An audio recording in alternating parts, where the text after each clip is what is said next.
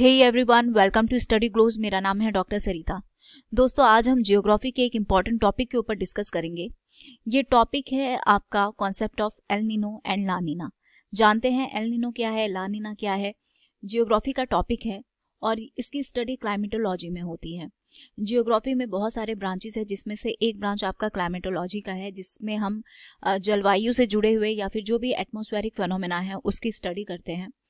ये जो कॉन्सेप्ट है दोस्तों, ये बहुत ज़्यादा लोगों में कंफ्यूजिंग हो जाता है और मैं बहुत ही ज़्यादा सिंपल तरीके से समझाऊंगी। इसका जो नाम है, दिखने में लग रहा होगा कि बाय गॉड ये बहुत ही ज़्यादा टफ सब टॉपिक होने जा रहा है, लेकिन ऐसा बिल्कुल भी नहीं है। मतलब सिर्फ समझिए कि इतने बढ़िया तरीके से एक्सप्लेन करूंगी कि आप भूल ही नहीं पाइएगा।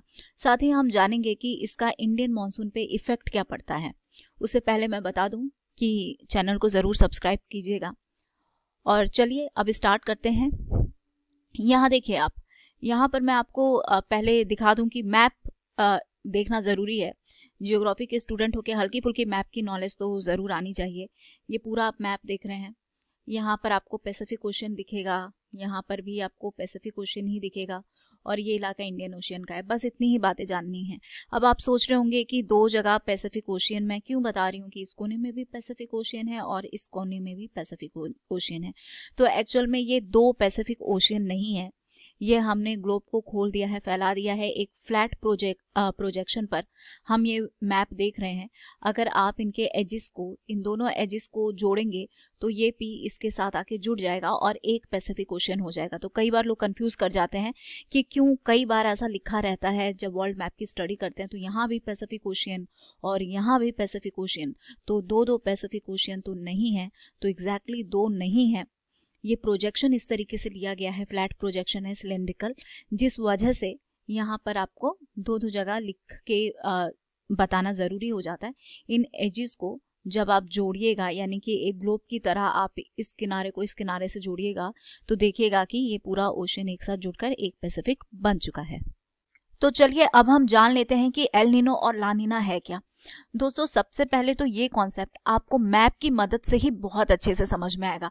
अगर आप इस तरीके से रिटर्न जो ब्रीफ और थ्योरीज दी हुई है, इससे अगर आप गो थ्रू होते हैं तो आपको शुरू में तो समझ में नहीं आएगा, लेकिन एक बार आप मैप को पढ़ लेते हैं, मैप के थ्रू पढ़ लेते हैं तो आपको बहुत अच्छी तरीके से समझ आएगा। लेकिन फिर भी मैं आपको बता देती हूँ और फिर दोबारा से हम इस पे बात करेंगे। ये जो टर्म है एल नीनो और ला नीना, ये एक पीरियडिक चेंज को दिखाता है। कहाँ के पीरियडिक चेंज को? पैसिफिक ओशियन में ये पीरियडिक चेंज हो रहा है। कहाँ पर हो रहा है? सी सरफेस टेम्परेचर पे। पैसिफिक ओशियन के सी सरफेस टेम्परेचर पे ये हो रहा है। यहाँ पे आपको दो चीज के बारे में याद रखना है। ऑस्ट्रेलिया में क्या इम्पैक्ट जा रहा है और साउथ अमेरिका। ऑस्ट्रेलिया और साउथ अमेरिका, इसके बीच में ही ये सारा घटना चल रहा है। ठीक है, ये साउदर्न पोर्शन में हो रहा है। ओशियन के सदर्न पोर्शन में होने की वजह से इसे सदर्न ऑसिलेशन भी कहा जाता है, क्योंकि एक टू एंड फ्रो मूवमेंट सा हमें टेम्परेचर का देखने को मिल रहा है, सी सरफेस टेम्परेचर का। तो इसे हम OS भी कहते हैं, यानी कि आपका सदर्न ऑसिलेशन जिसको कहा जाता है। ठीक है, ऐसो कहते हैं, सदर्न ऑसिलेशन इसको कहा जाता है। तो इसका इम्पैक्ट ओवरऑल ग्लोब पर पड़ता है, जो वेदर कंडीशन है उस पर पड़ता है। इसमें होता क्या है कि जो पैसिफिक ओशियन है, जो कि आपका इक्वेटर के पास है, वहाँ पे नॉर्मली टेम्परेचर कैसा रहेगा? वार्म रहेगा। सबको पता है कि इक्वेटर के पास जो भी हमारा सरफेस ओशियन है या जो भी लैंड मास है, वहाँ पे टेम्परेचर कैसा होगा? नॉर्मली वार्म टेम्परेचर होगा। वेस्टर्न पैसिफिक के आसपास ये कंडीशन बता रहा है आपको।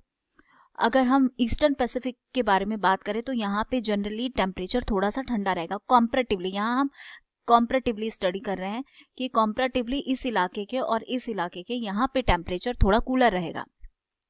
This helps to generate heavy rains over south east Asia. इस सिचुएशन से क्या होता है? साउथ ईस्ट एशिया में हैवी रेनफॉल होता है, जबकि नॉर्दर्न ऑस्ट्रेलिया में और साथ ही कुछ पार्ट पैसिफिक कोस्टल के साउथ अमेरिका के यहाँ पे ड्राइनेस रहता है। ठीक है, अब ये जानेंगे कि ये ओवरऑल कहना क्या चाह रहा है। ये तो हमने रीडिंग मार ली और थोड़ी चीजें रीडिंग करने से आप लोगों को समझ में आया होगा। एक्चुअल में ये आपको मैप से ही क्लियर हो पाएगा। अब इस फेनोमेना को अच्छी तरीके से जानने समझने के लिए हमें टेम्परेचर और प्रेशर के बारे में जानना बहुत ज़रूरी है, क्योंकि ये कंप्लीट गेम जो है दोस्तों वो टेम्परेचर और प्रेशर का ही है। तो थोड़ी सी जानकारी इसके लिए बहुत इंपॉर्टेंट है। देखिए दोस्तों, अगर हम यहाँ पे हाई प्रेशर बना देते हैं, समझिए कि ये H मतलब हाई प्रेशर के बारे में बात हो रहा है, HP लिख देती हूँ, चलिए हाई प्रेशर मालूम चल जाएगा, और यहाँ पे LP लिख देते हैं, ठीक है, यानी लो प्रेशर। प्रेशर किस चीज़ का है? ये एयर का प्रेशर है, एटमॉस्फेरिक प्रेशर के बारे में बात हो रही है। हमेशा आपको ध्यान रखना है कि विंड चलती कैसे है, ठीक है। विंड क्या है? विंड मूवमेंट है। एयर में जब मूवमेंट होती है तो हम उसे विंड कहते हैं। एयर क्या होता है दोस्तों? वो एक स्टैटिक फिनोमेना है, जबकि विंड जो है ये एक डायनामिक फिनोमेना है। तो यहाँ पर देखिए, हाई प्रेशर कहाँ रन करेगा? लो प्रेशर की तरफ ये हमेशा रन करेगा। तो हाई प्रेशर का मूवमेंट कहाँ रहेगा? लो प्रेशर, क्योंकि यहाँ पे प्रेशर कम है। और यहाँ प्रेशर कम क्यों है? क्योंकि यहाँ पे टेम्परेचर कैसा होगा? ज़्यादा होगा। कुछ चीज़ों को पॉइंट वाइज याद करना बहुत ही ज़्यादा ज़रूरी है। यहाँ पे मैं आपको लिख देती हूँ, इस चीज़ को आप नोट डाउन ज़रूर कर लीजिएगा, ठीक है। ये देखिए, प्रेशर और टेम्परेचर में जो रिलेशन है वो इन्वर्स होता है, दे आर इन्वर्सली प्रोपोर्शनल, लेकिन ये हर बार नहीं होता, ठीक है। कुछ ऐसी भी कंडीशन होती है जहाँ पे ये डायरेक्टली प्रोपोर्शनल कर जाते हैं, लेकिन हम जनरल कंडीशन के बारे में बात करें तो नॉर्मल सिचुएशन में नंबर 1 पॉइंट आप याद करके रखिए कि प्रेशर और टेम्परेचर इन्वर्सली प्रोपोर्शनेट होता है। यानी कि अगर कहीं पर हाई प्रेशर दिखा रहा है तो समझ जाइए कि वहाँ का टेम्परेचर कैसा होगा? लो होगा। और कहीं पर लो प्रेशर दिखा रहा है तो यानी वहां का टेम्परेचर कैसा होगा? हाई होगा। और विंड का डायरेक्शन कैसा होगा? दूसरा पॉइंट में आपको क्या याद रखना है? विंड की डायरेक्शन, जो कि हाई प्रेशर से किस डायरेक्शन में जाती है? लो प्रेशर में। 2 पॉइंट आपको बहुत अच्छे से समझना है कि सबसे पहले कि टेम्परेचर और प्रेशर इन्वर्सली प्रोपोर्शनेट होते हैं। एक और बार आपको याद दिला दूं कि कुछ जगह एग्जम्पशन भी है, ये नहीं कि हर जगह ऐसा होता है, लेकिन हम लोग जनरल कंडीशन में ऐसा ही मान के चलते हैं। तो टेम्परेचर और प्रेशर इन्वर्सली प्रोपोर्शनल होता है। जब भी टेम्परेचर ज़्यादा होगा तो प्रेशर कम होगा, और जब टेम्परेचर ज़्यादा होगा तो प्रेशर आपका कम हो जाएगा। विंड का मूवमेंट कैसा होता है? विंड एक डायनामिक फिनोमेना है, हमेशा याद रखना है। तो इसका मूवमेंट हाई प्रेशर से लो प्रेशर की तरफ होता है, ठीक है। यानी जहां पर भी लो प्रेशर होगा वहीं और बगल में कहीं हाई प्रेशर होगा तो हाई प्रेशर क्या करेगा? हमेशा लो प्रेशर को फिल करने के लिए उस डायरेक्शन में मूव करेगा, रन करेगा, जिसे हम क्या बोलते हैं? विंड कहते हैं। चलिए, ये कॉन्सेप्ट तो समझ में आ गया। अब यहाँ पे देखते हैं, the normal pattern of Pacific sea surface temperature is disrupted periodically by El Nino and La Nina, जो कि हम लोगों ने प्रीवियस स्लाइड में भी देखा कि पैसिफिक ओशियन में जो टेम्परेचर है पीरियडिकली क्या हो रहा है? चेंज हो रहा है, ठीक। और ये चेंज किस वजह से हो रहा है? ये एल नीनो और ला नीना की वजह से हो रहा है, ठीक है। Naturally occurring climate phenomena that occurs रफली एवरी 3 to 7 ईयर। ये जो क्लाइमेटिक फेनोमेना है, कौन सा फेनोमेना? एल नीनो और ला नीना वाला जो फेनोमेना है, ये लगभग 3-4 साल के अंतराल में होता है। एल नीनो सबसे इंपॉर्टेंट याद रखना है, एल नीनो वार्म फेज है, जबकि ला नीना कोल्ड फेज है, ठीक। एल नीनो और ला नीना ये एक ऐसे कॉन्सेप्ट है, तो एल नीनो का जो संबंध है वो वार्म फेज से, गर्म से है, ठीक। जबकि ला नीना का जो कॉन्सेप्ट है वो कोल्ड फेज से है। तो कभी भी बात करेंगे एल नीनो क्या है तो ये गर्म फेज बता रहा है, ला नीना किस फेज को बता रहा है? ये ठंडे फेज को बता रहा है। अब आया है हमारे पास एक्चुअल मैप, जिसमें हम इन दोनों कॉन्सेप्ट को क्लियर करने वाले हैं। तो यहाँ पर ध्यान देना है दोस्तों। सबसे पहले मैं बता दूं कि जो ओशियनिक करंट होती है वो 2 टाइप की होती है, ठीक है। एक वार्म ओशियन करंट होता है और एक कोल्ड ओशियन करंट होता है, ठीक। तो वार्म ओशियन करंट का क्या है? जनरली हम लोग विंड और करंट की नेमिंग उनके डायरेक्शन पे करते हैं। तो अगर वार्म ओशियन करंट है तो इसका जो डायरेक्शन है या इसकी उत्पत्ति जो है ये इक्वेटर के आसपास हुई होगी, और इसका मूवमेंट क्या होगा? इक्वेटर से पोल की तरफ होगा, ठीक है। इक्वेटर से पोल की तरफ इसका मूवमेंट होगा। और जो आपका कोल्ड करंट है, कोल्ड करंट होने की वजह से यानी कि इसकी जो उत्पत्ति है, ओरिजिन हुई होगी ये पोलर रीजन के आसपास, कोल्डर रीजन के आसपास हुई होगी, और इसका डायरेक्शन क्या होगा? पोल टू इक्वेटर होगा। तो अगर पोल से इक्वेटर की तरफ कोई भी विंड आ रही है या करंट आ रही है तो वो कैसी होगी? ठंडी होगी। तो वो ठंडी धाराएं जहां भी जाएगी वहां के टेम्परेचर को गिरा देगी। और अगर इक्वेटर से कोई भी करंट या कोई भी विंड जा रही है पोल के डायरेक्शन में तो वो गर्म होने की वजह से, क्योंकि उसकी ओरिजिन पोल के इक्वेटर के साइड से हुई है, तो वो गर्म होगी बाय नेचर। तो वो कहीं पर भी जाएगी तो टेम्परेचर क्या कर देगी? बढ़ा देगी। तो चलिए, अभी तक हमने एक जनरल कॉन्सेप्ट और एक सिंपल आइडिया लिया एल नीनो और ला नीना के बारे में। अब हमारे पास जो ये मैप आया है इसमें हम इसे बहुत बढ़िया तरीके से समझेंगे। देखिए दोस्तों, ये हमारा हो गया पैसिफिक ओशियन, ये भी पैसिफिक ओशियन हो गया, ये हो गया ईस्टर्न साइड, ठीक है, ये ऑस्ट्रेलिया का ईस्टर्न हो गया, ठीक, और ये डायरेक्शन क्या हो गया, ये डायरेक्शन हो गया वेस्टर्न डायरेक्शन, ठीक। तो ये हमारा साउथ अमेरिका का कोस्टल पोर्शन है और ये ऑस्ट्रेलिया का पोर्शन है। जनरल कंडीशन में यानी कि नॉर्मली होता क्या है दोस्तों, यहाँ पर हाई प्रेशर रहता है, यहाँ पर रहता है हाई प्रेशर और यहाँ पर रहता है लो प्रेशर। तो प्रेशर से ही मालूम चल गया कि टेम्परेचर की कंडीशन कैसे होगी, यहाँ पे टेम्परेचर लो होगा, यहाँ पे टेम्परेचर हाई होगा। कॉम्परेटिवली ये इलाका थोड़ा ये ठंडा होगा और ये इलाका थोड़ा सा गर्म होगा, जो कि हमने अपने एक स्लाइड में इसको रीड आउट भी किया था। अब इसमें होता क्या है दोस्तों कि जब अगर इस इलाके में लो प्रेशर है, तो लो प्रेशर होने का मतलब क्या है कि यहाँ पर टेम्परेचर ज़्यादा होगा। टेम्परेचर ज़्यादा होने की वजह से जो एयर का मूवमेंट है वो ऊपर होगा, एयर आपका असेंड करेगी। जब गर्म हवा ऊपर जाएगी तो क्या करेगी, ये क्लाउड बनाएगी, और जब क्लाउड होगा तो यहाँ पे क्या होगा, बारिश होगा, ठीक है। जबकि जहाँ पर हाई प्रेशर है, तो हाई प्रेशर में क्या होता है कि जो विंड है वो नीचे की ओर जाती है, यानी कि प्रेशर भारी हो रहा है ना, मतलब जो हमारा एयर है वो हैवी है तो नीचे की तरफ डिसेंड करेगी। तो जब एयर डिसेंड करती है तो सीधी सी बात है एंटी साइक्लोनिक कंडीशन बनती है और बारिश नहीं होगी। जब एयर असेंड करेगी ऊपर, क्लाउड बनेगा, बारिश होगी। जब एयर डिसेंड करेगी, क्लाउड नहीं बनेगा, बारिश नहीं होगी। तो जिस इलाके में क्लाउड बन रहा है यहाँ पर क्या हो रही है, बारिश हो रही है, ठीक, और जिस इलाके में क्लाउड नहीं बन रहा है वहां पर बारिश नहीं हो रही है। तो सीधी सी बात है कि यहाँ पे नॉर्मल रेनफॉल होगा और यहाँ पे थोड़ा सा सूखा पड़ेगा, ड्राई रीजन होगा। ये हमारा नॉर्मल कंडीशन होता है। कहाँ हो रहा है, ये ऑस्ट्रेलिया की ईस्टर्न कोस्ट में हो रहा है और ये आपका पेरुविन कोस्ट में हो रहा है। यहाँ पर हाई प्रेशर होने के पीछे एक रीज़न भी है। रीज़न ये है कि यहाँ पे एक कोल्ड करंट चलती है जिसका नाम है हम्बोल्ट करंट। हम्बोल्ट से आप याद रख सकते हो, हाई प्रेशर यहाँ पे होगा तभी ये नॉर्मल कंडीशन होगी। तो एच करके थोड़ा सा ट्रिकी वे में बता रही हूँ कि दिमाग में रहेगा। तो यहाँ पे हाई प्रेशर होने का मतलब क्या है कि टेम्परेचर कैसा होगा, यहाँ टेम्परेचर लो होगा। अब टेम्परेचर यहाँ पे लो क्यों होता है, क्योंकि यहाँ पे एक कोल्ड करंट जो है पेरुविन कोस्ट के आसपास, कैरेबियन रीजन और पेरुविन कोस्ट के आसपास यहाँ पर एक कोल्ड करंट चलती है। कोल्ड करंट चलने की वजह से इलाका थोड़ा ठंडा हो जाता है और जिस वजह से जो प्रेशर है वो हाई हो जाता है। अब यहाँ पर हाई प्रेशर है, यहाँ पे लो प्रेशर है। हाई प्रेशर होने की वजह से सीधी सी बात है कि रेनफॉल यहाँ पर नहीं होगा और इस वजह से इस दौरान, इस नॉर्मल कंडीशन के दौरान जो साउथ अमेरिका का कोस्टल रीजन है या जो कैरेबियन रीजन है, पेरुविन कोस्ट के आसपास जो हम्बोल्ट करंट चल रही है। हम्बोल्ट के बारे में आपको थोड़ा बता दूं कि बहुत ही इंपॉर्टेंट ये जियोग्राफर है। इनका नाम है आपका अलेक्जेंडर वॉन हम्बोल्ट, जो कि जर्मनी से बिलोंग करते थे और ये जियोग्राफर थे, एक्सप्लोरर थे और इन्होंने ही एक्सप्लोर किया था, खोजा था इस करंट को, इस कोल्ड करंट को। इसी वजह से उनके ही नाम पर इस करंट को हम्बोल्ट करंट रख दिया गया, जो कि बाय नेचर कोल्ड करंट है। तो कोल्ड करंट होने की वजह से हम्बोल्ट करंट यहाँ पे रन करने की वजह से यहाँ पे जो प्रेशर है वो हाई बना रहता है। तो इस कंडीशन में यहाँ पे बारिश नहीं हो रही है और इस कंडीशन में यहाँ पे नॉर्मल बारिश हो रही है, क्योंकि लो प्रेशर है और एयर असेंड करके क्लाउड का फॉर्मेशन कर दे रही है। तो ये कंडीशन हो गई है नॉर्मल कंडीशन। तो चलिए अब यहाँ पे आपको बता दूं कि ये विंड का डायरेक्शन है, कौन सी विंड है, इक्वेटर के पास जो विंड चलती है प्लैनेटरी विंड, उसे हम ट्रेड विंड कहते हैं, ठीक है। तो अब जो ट्रेड विंड का डायरेक्शन आप देख रहे हैं कि इस तरीके से जा रहा है। क्यों जा रहा है, क्योंकि यहाँ पे हाई प्रेशर है और यहाँ पर लो प्रेशर है।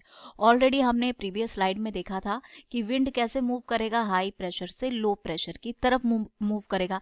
यहाँ क्यों हाई प्रेशर है, यहाँ लो प्रेशर है, बारिश कहाँ होगी, यहाँ पर होगी और यहाँ पे एंटी साइक्लोनिक रीजन बनेगा, यहाँ बारिश होगी, यहाँ पे सूखा पड़ेगा या यहाँ पे ड्राइनेस रहेगा। तो ये हमारा नॉर्मल कंडीशन है। अब हम आते हैं दूसरी कंडीशन पे। ये अब हम सबसे पहले जो एल नीनो का कंडीशन है दोस्तों, यहाँ एल नीनो है। एल नीनो की जगह मैं आपको पहले ला नीना बता दूं। मुझे लगता है ला नीना जानना ज्यादा जरूरी है, उसके बाद एल नीनो हम समझेंगे। अब ला नीना में क्या होता है, ये हमारा जब नॉर्मल कंडीशन एक्सट्रीम हो जाता है, बस एक वर्ड लगाना है नॉर्मल के आगे, एक्सट्रीम नॉर्मल कंडीशन, ठीक है। एक्सट्रीम नॉर्मल कंडीशन जब हो जाता है तो हम उसे ला नीना कहते हैं। बिल्कुल दिमाग में रखना है आपको कि जब लो प्रेशर बहुत ज्यादा लो हो जाता है और हाई प्रेशर जो है ये बहुत ही ज्यादा हाई हो जाता है, यानी एक्सट्रीम है, ठीक, तो जब एक्सट्रीम हो जाएगा तो क्या हो जाएगा, एक्सट्रीम होने का मतलब है यहाँ पे जो नॉर्मल रेनफॉल हो रही थी, अब ये नॉर्मल रेनफॉल क्या होगी, बहुत ही एक्सेसिव रेनफॉल होगा, यानी कि फ्लड आ जाएगा। ठीक, क्या होगा, जब एक्सेसिव रेनफॉल होगा तो फ्लड आ जाएगा, सीधी सी बात है। और यहाँ पर चूंकि हाई प्रेशर और ज्यादा हाई हो जाएगा तो यहाँ पे जो नॉर्मल ड्राइनेस थी वो नॉर्मल ड्राइनेस किस में बदल जाएगी, ड्रॉथ में बदल जाएगी, सूखा में बदल जाएगी। तो यहाँ देखिए जो एल नीनो जो ला नीना है उसमें होता क्या है कि नॉर्मल कंडीशन काफ़ी ज़्यादा एक्सट्रीम हो जाती है। हम लोगों ने देखा कि नॉर्मल कंडीशन में ऑस्ट्रेलिया के कोस्ट पे यहाँ पे बारिश हो रही थी, लेकिन जब ला नीना का कॉन्सेप्ट आता है किसी जियोग्राफिकल फैक्टर की वजह से जो लो प्रेशर है वो बहुत ही ज़्यादा लो होने की वजह से बारिश क्या होगी, बहुत ही ज़्यादा होगी, एक्सट्रीम बारिश होगी, जिस वजह से ऑस्ट्रेलिया का ये इलाका जो है ना, कोस्टल रीजन जो है, ये बहुत ज़्यादा यहाँ बारिश होने की वजह से फ्लड की सिचुएशन आ जाएगी। जबकि यहाँ पर हाई प्रेशर जो है ज़्यादा ही हाई हो जाएगा। ठीक, नॉर्मल कंडीशन क्या है कि हाई प्रेशर तो बना हुआ है, लेकिन ला नीना की कंडीशन क्या है कि हाई प्रेशर और ज़्यादा हाई होगा, तो यहाँ जो ड्राइनेस थी ना वो ड्रॉथ में, सूखा में तब्दील हो जाएगा। इसीलिए कैरेबियन का इलाका, पेरुवियन कोस्ट का इलाका, यहाँ पे आपने देखा होगा अटकामा डेजर्ट भी है, तो इसीलिए इस इलाके में थोड़ा हाई प्रेशर होने की वजह से रेनफॉल कम रिसीव होता है, इसीलिए यहाँ पे थोड़ा आपको डेजर्ट भी देखने को मिल जाएगा। तो ला नीना की कंडीशन में क्या हो रहा है, बस एक वर्ड याद करना है, एक्सट्रीम हो रहा है। क्या एक्सट्रीम हो रहा है, जो नॉर्मल कंडीशन है वो एक्सट्रीम हो रही है, लो प्रेशर ज़्यादा लो हो जा रहा है, जिस वजह से जो नॉर्मल रेनफॉल थी वो अब फ्लड में कन्वर्ट हो चुकी है, जो हाई प्रेशर है वो ज़्यादा हाई होने की वजह से जो ड्राइनेस यहाँ पर बना हुआ था वो अब वो ड्रॉथ में, सूखा में, यानी इस इलाके में बाढ़ आ जाएगी, इस इलाके में सुखाड़ आ जाएगा। तो यही स्थिति क्या कहलाती है, ये सिचुएशन आपकी ला नीना की कहलाती है। तो अब हम आते हैं एल नीनो के कॉन्सेप्ट में। हम लोगों ने देखा कि जो ला नीना का कॉन्सेप्ट था ये इस तरीके से था। देखिए नॉर्मल कॉन्सेप्ट भी यही है, ला नीना का कॉन्सेप्ट भी यही है, बस एक्सट्रीम हो जा रहा है ला नीना में। नॉर्मली क्या हो रहा है, इस कोस्ट में लो प्रेशर है और यहाँ पर हाई प्रेशर है। ला नीना के टाइम पे ये हाई प्रेशर बहुत ज़्यादा हाई होकर एक्सट्रीम हो जा रहा है, और जिस वजह से यहाँ पे ड्राइनेस और ड्रॉथ फेस करने को मिल रहा है। जबकि ऑस्ट्रेलिया इलाके में, ऑस्ट्रेलिया का जो कोस्टल रीजन है, ईस्टर्न ऑस्ट्रेलिया का, यहाँ पर क्या हो रहा है, ला नीना की वजह से यहाँ पे हैवी रेनफॉल हो रहा है, क्योंकि जो प्रेशर है वो और ज़्यादा लो हो गया है, टेम्परेचर और हाई हो गया है, तो यहाँ पर क्या हो रहा है कि इस इलाके में ज़्यादा रेनफॉल हो रहा है और यहाँ बाढ़ की स्थिति हो रही है। जबकि एल नीनो के कॉन्सेप्ट में बिल्कुल रिवर्स हो जा रहा है, ला नीना का बिल्कुल रिवर्स है एल नीनो, और एल नीनो का बिल्कुल रिवर्स क्या हो गया, ला नीना हो गया। इस तरीके से भी आप याद कर सकते हैं। तो यहाँ पर देखिए एल नीनो में क्या हो रहा है, रिवर्स कर रहा है, तो सीधी सी बात है 4-5 साल में ये रिवर्स कर रहा है, तो यहाँ पे हाई प्रेशर हो जाएगा और अब यहाँ पर क्या हो जाएगा, यहाँ लो प्रेशर हो जाएगा। ठीक, तो यहाँ देख रहे हैं कि विंड का ये जो वार्म वाटर है इसका मूवमेंट आप देख रहे हैं इस डायरेक्शन में हो रहा है, यानी हाई प्रेशर कहाँ पे रन करता है, लो प्रेशर। ये कॉन्सेप्ट हम लोग ऑलरेडी जान चुके हैं। तो अब इस इलाके में क्लाउड का फॉर्मेशन नहीं होगा, यहाँ बारिश नहीं होगी। जबकि लो प्रेशर है, तो लो प्रेशर यहाँ होने की वजह से क्या है, यहाँ टेम्परेचर ज़्यादा है, टेम्परेचर ज़्यादा होने की वजह से यहाँ की जो एयर है वो गर्म होकर क्या कर रही है, एसेंड कर रही है, ऊपर उठ रही है और यहाँ पे क्लाउड का फॉर्मेशन करेगी और इस कोस्टल इलाके में क्या करेगी, हैवी रेनफॉल करेगी। जबकि यहाँ पर ऑस्ट्रेलिया कोस्ट में हाई प्रेशर होने की वजह से यहाँ पर एयर क्या कर रही है, वो तो डिसेंट कर रही है, यहाँ पर तो एयर डिसेंट कर रही है और इस वजह से यहाँ क्लाउड का फॉर्मेशन नहीं होगा और यहाँ पे बारिश नहीं होगी। तो एल नीनो की कंडीशन में क्या होता है कि ऑस्ट्रेलिया का जो कोस्ट है, ईस्टर्न कोस्ट, ये ड्राई हो जाता है, ये सूखा को फेस करता है, ड्रॉथ यहाँ हो जाता है। जबकि जो साउथ अमेरिका का कोस्ट है, कौन सा कोस्ट है ये, वेस्टर्न कोस्ट जो है साउथ अमेरिका का, यहाँ पे अब हैवी रेनफॉल होगा। यहाँ पर क्या होगा, यहाँ रेनफॉल हैवी होगा, ड्रॉथ की कंडीशन बन जाएगी। जबकि ऑस्ट्रेलिया के ईस्ट में आप यहाँ पे हैवी रेनफॉल होगा तो यहाँ फ्लड की कंडीशन बन जाएगी। जबकि ऑस्ट्रेलिया के ईस्ट में रेनफॉल नहीं होने की वजह से इस इलाके में ड्रॉथ की कंडीशन बन जाएगी। ठीक है दोस्तों, तो आई होप कि ये आपको कॉन्सेप्ट समझ आ गया होगा। तो अब आइए यहाँ पर देख लेते हैं कि एल नीनो में क्या हो रहा है। एल नीनो में यूजुअली क्या हो रही है, ट्रेड विंड जो है ये वीक हो जाती है। ठीक, एल नीनो के टाइम पे ट्रेड विंड वीक हो जाती है, जिस वजह से यहाँ पर इसका इफेक्ट क्या पड़ रहा है, ड्राई कंडीशन हो रही है कहाँ पे, नॉर्दर्न ऑस्ट्रेलिया में और साउथ ईस्ट एशिया में। ऑलरेडी हमने जाना कि ड्राई कंडीशन हो जा रही है कहाँ पे, नॉर्दर्न ऑस्ट्रेलिया और साउथ ईस्ट एशिया में। जबकि जो पैसिफिक साउथ अमेरिका का कोस्ट है, ठीक है, पैसिफिक ओशन में जो साउथ अमेरिका का कोस्ट है वो कैसा हो रहा है, वेटर हो रहा है, वो क्या हो रहा है, गीला हो रहा है, यानी वहां पे रेनफॉल हो रही है। और ला नीना में हम लोग क्या देख रहे हैं कि ला नीना में ट्रेड विंड जो है काफ़ी ज़्यादा स्ट्रांग हो जा रही है। काफ़ी ज़्यादा स्ट्रांग होने की वजह से क्या हो रहा है कि ड्राई कंडीशन अब कहाँ पे बन रही है, ड्राई कंडीशन साउथ अमेरिका में के कोस्ट पे बन रही है, जबकि वेटर कंडीशन कहाँ पे बन रही है, नॉर्थ ऑस्ट्रेलिया और साउथ ईस्टर्न एशिया में बन रही है। तो देखिए बिल्कुल अपोजिट कंडीशन दोनों में यहाँ देखने को मिल रही है। यहाँ लिखा भी है कि La Nina is characterised by the opposite process, ठीक है, ये अपोजिट प्रोसेस है एक तरीके से एल नीनो का। तो अब हम जानते हैं कि ये जो एल नीनो है और ला नीना है, इसका इंडियन वेदर पे क्या इम्पैक्ट पड़ता है। तो अगर आप इस कॉन्सेप्ट को अच्छी तरीके से समझ गए हैं तो आप खुद से भी इम्पैक्ट लिख सकते हैं। तो इम्पैक्ट क्या पड़ता है कि एल नीनो के टाइम में वेदर कंडीशन कैसी होती है, जो हमारा वेदर कंडीशन गर्म हो जाता है और हमारे पास समर में ही बारिश होती है, तो हमारा जो ड्राई कंडीशन होने की वजह से डेफिसिट होता है मॉनसून में, यानी कि मॉनसून या तो डिले हो जाती है या फिर ड्राई रीजन रहता है। बहुत जगह जो है इंडिया का वो ड्रॉथ को फेस करता है, जबकि ला नीना के कंडीशन में क्या होता है, ये बेटर कंडीशन होती है, यहाँ पे इंडिया में नॉर्मल बारिश होती है और कई जगह फ्लड भी आ जाता है। यानी कि इंडिया एक्सपीरियंस करता है deficit rainfall during El Nino year. जब एल नीनो का टाइम रहता है उस दौरान भारत में जो मॉनसून है वो कमजोर रहता है, यानी कि ड्राइनेस ज्यादा रहता है, मॉनसून हमारा डिले हो जाता है, डेफिसिट देखने को मिलता है। एल नीनो के और इम्पैक्ट के बारे में बात करें दोस्तों, तो भारत जो है वो कृषि देश है, कृषि प्रधान देश है, और एल नीनो की वजह से हमारा एग्रीकल्चर बहुत ज़्यादा सफ़र करता है। जैसे खास करके जो क्रॉप है जिनको ज़्यादा पानी की ज़रूरत पड़ती है, खरीफ क्रॉप आप कह सकते हैं, पैडी, मेज, ग्राउंडनट, ग्वार, कैस्ट्रो, तूर, मूंग, बाजरा, ये सब सफ़र करते हैं एल नीनो के टाइम में। एल नीनो का एक डायरेक्ट बैड इम्पैक्ट देखने को मिलता है हमारी इंडियन इकोनॉमी के ऊपर, खास करके जो एग्रीग्रियन इकोनॉमी है, प्राइमरी जो हमारा एग्रीकल्चर सेक्टर है वो सबसे ज़्यादा यहाँ पर फेस करता है, क्योंकि प्रोडक्शन लोअर हो जाता है समर क्रॉप्स के, खास करके राइस का, sugarcane, cotton, oilseeds का। तो ये हमारी एग्रीकल्चर के ऊपर बैड इम्पैक्ट डालता है एल नीनो। तो ओवरऑल हमें एल नीनो और ला नीना में क्या जानना है कि एल नीनो में बारिश भारत में कम होती है, ड्राइनेस होता है और हमारे खरीफ क्रॉप्स बहुत ज़्यादा सफ़र करते हैं, जो समर क्रॉप्स है हमारे, और इंडियन इकोनॉमी में ये एक बैड इम्पैक्ट लेकर आता है। जबकि ला नीना का कॉन्सेप्ट बिल्कुल इसके ऑपोजिट है। ला नीना के टाइम में इंडिया में जो हमारे खरीफ क्रॉप है अच्छी तरीके से ग्रो कर पाते हैं, पानी सफिशिएंट मिल पाता है और रेनफॉल हमारा बेहतर और नॉर्मल कंडीशन में रहता है। तो आई होप दोस्तों कि ये लेक्चर आपके लिए बहुत ही ज़्यादा नॉलेजेबल और बेनिफिशियल रहा होगा, खास करके जियोग्राफी स्टूडेंट्स के लिए, और वो सारे स्टूडेंट जो कि कहीं ना कहीं पीसीएस के एग्जाम की प्रिपरेशन कर रहे हैं उनके लिए बहुत ही इंपॉर्टेंट कॉन्सेप्ट है। बहुत लोग कंफ्यूज कर जाते हैं और बढ़िया तरीके से नहीं समझ पाते हैं। आई होप कि मैं सक्सेसफुल रही हूँ इस टॉपिक को आपको बढ़िया तरीके से समझाने के लिए। तो एक लाइक तो ज़रूर बनता है दोस्तों, चैनल को सब्सक्राइब ज़रूर करें। बढ़िया नोट्स भी मैंने प्रोवाइड कर दिए हैं। हालांकि ये टॉपिक जानने के लिए हम मैप पर ही बढ़िया समझ सकते थे, लेकिन आप लोगों को लिखने में सहूलियत हो इसीलिए मैंने बहुत ही बढ़िया तरीके से नोट्स भी आपके लिए बना दिए हैं। और ये नोट्स हमारे स्टडी ग्लोस के टेलीग्राम चैनल पे इसके पीडीएफ अवेलेबल हैं, तो आप जाके वहाँ से इन्हें देख सकते हैं। So here is the end of this lecture. Thank you so much for your attention.